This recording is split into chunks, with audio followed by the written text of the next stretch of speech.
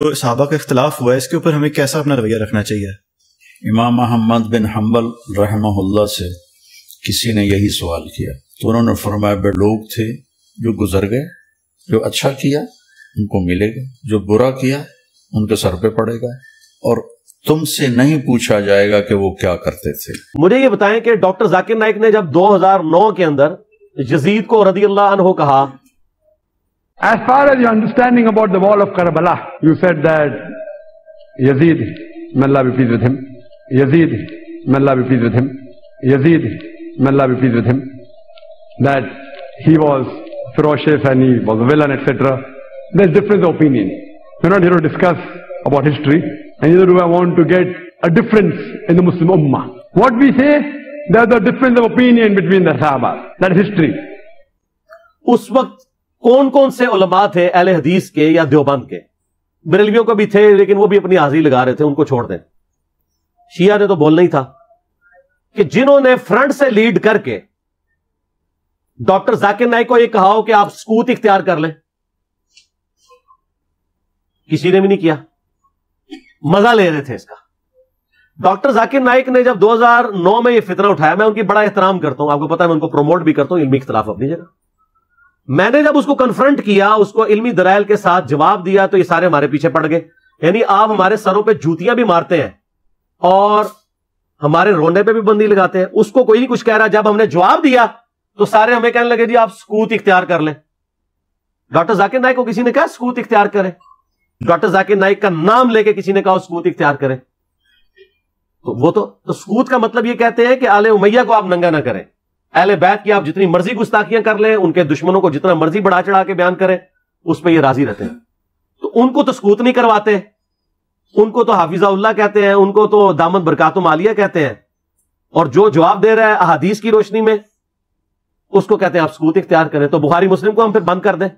میں نے تو اپنی کو بات ہی نہیں کی ہے، میں تو صحیح الاسناد حدیث سے بیان کرتا ہوں۔ اور دوسرا صرف اس معاملے میں کیوں سکوت اختیار کریں؟ وہ کہتے ہیں نہیں اس لیے دیکھیں جی کربلا ہو چکی، کام ختم ہو گیا، اثرات تو آج تک ہے۔ یہ وہ مباحث ہیں جن کو چھیڑ کر خلجان بڑھے گا، فائدہ کوئی نہیں ہوگا۔ بشر تھے، ان سے غلطیاں ہوں، کوئی وہ نبی نہیں تھے، معصوم نہیں تھے، لیکن اللہ نے ان کی غلطیوں کو معاف کر دیا ہے۔ تو میں اب یہاں دوبارہ ان کی غلطیوں کو، حضرت معاویہ رضی اللہ عنہ کی غلطیوں کو بیان کروں، یہ بہت بری بات ہے۔ وہ تو پھر غزوہ بدر بھی ہو چکی ہوئی ہے، تو رمضان شریف میں آپ غزوہ بدر کے اوپر کیوں جمعے پڑھاتے ہیں؟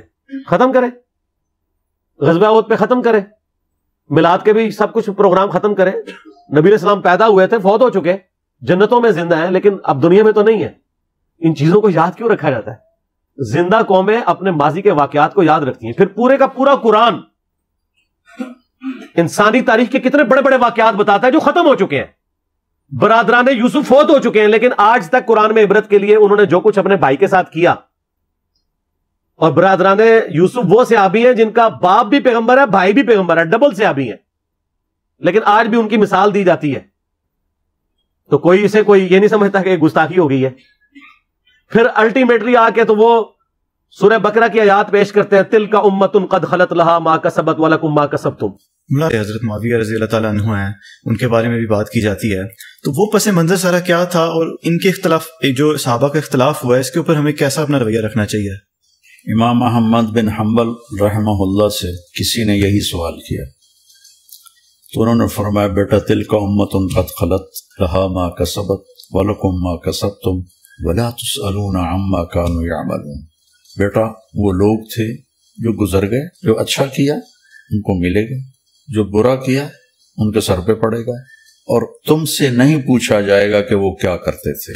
یہ ہے اس کا صحیح جواب جو قرآن نے دیا ہے، کہ مجھ سے تھوڑا ہی پوچھا جائے گا، مجھ سے تو میرے بارے میں پوچھا جائے گا کہ میں نے زندگی کیسے گزاری۔ اور ظالموں اس آیت کا ترجمہ ہی تم لوگوں نے بدل دیا۔ یہ تو کانٹیکسٹ سٹارٹ ہو رہا ہے کہ یہودی کہتے تھے ہم ابراہیمی، ہمیں ابراہیم کی نسبت کام آ جائے گی، تو اللہ نے فرمایا تلک امۃ قد خلت، وہ بڑی نیک امت تھی، وہ تو جا چکی ہے، لہا ما کسبت ولکم ما کسبتم، ان کے لیے ان کے نیک اعمال ہیں اور تمہارے لیے تمہارے نیک اعمال ہیں۔ لہا ما کسبت ہے، علیہا کے ساتھ نہیں ہے، علیہا ہو تو ان کی گناہ کا وبال ان پہ، تمہارے گناہ کا وبال تم پہ۔ ان نیکیوں کے لیے بات ہو رہی ہے کہ کسی پرانے بزرگوں کی نیکیاں تمہارے کام نہیں آئیں گی، یہ نہیں بات ہو رہی کہ پرانے بزرگ اپنی برائیاں ساتھ لے گئے اور تم بھی اپنی برائیاں ان کو چھوڑو، ان کو ڈسکس ہی نہ کرو. یہ قرآن بات کیسے کر سکتا ہے؟ قرآن تو خود پرانوں کی غلطیوں کو ڈسکس کرتا ہے عبرت کے لیے. تو ترجمہ ہی بدل دیا. یہ یہودیوں کو ٹانٹ کیا گیا تھا کہ تم ابراہیمی ہونے کا دعویٰ کرتے ہو اور کہتے ہو ابراہیم کی نسبت ہمیں کام آئے گی، ان کے نیک مال تو وہ ان کے نیک مال ان کے لیے تھے. ہم ویسے کر رہے یہی ہیں، یا اللہ جو کچھ بھی ہے تیرے محبوب کی امت سے ہے. اس کے لیے، اس کو کنڈیم کرنے کے لیے تھا. انہوں نے پکڑ کے اس کا ترجمہ ہی بدل کے اور ہی مطلب اس میں سے نکال دیا. تو ان سے یہ پوچھیں کہ یہ جو آپ دفاع صحابہ کانفرنسز کرتے ہیں، تو قیامت والے دن آپ سے پوچھا جائے گا کہ آپ نے صحابہ کرام کے دفاع کے اوپر کانفرنسیں کرنی ہے کہ نہیں؟ کیوں نہیں؟ ہے کسی حدیث میں آیت میں؟ تو کیوں کر رہے ہیں؟ تو وہ کہیں گے ہاں پوچھا جائے گا. تو ہم بھی کہتے ہیں ہاں پوچھا جائے گا، بالکل پوچھا جائے گا.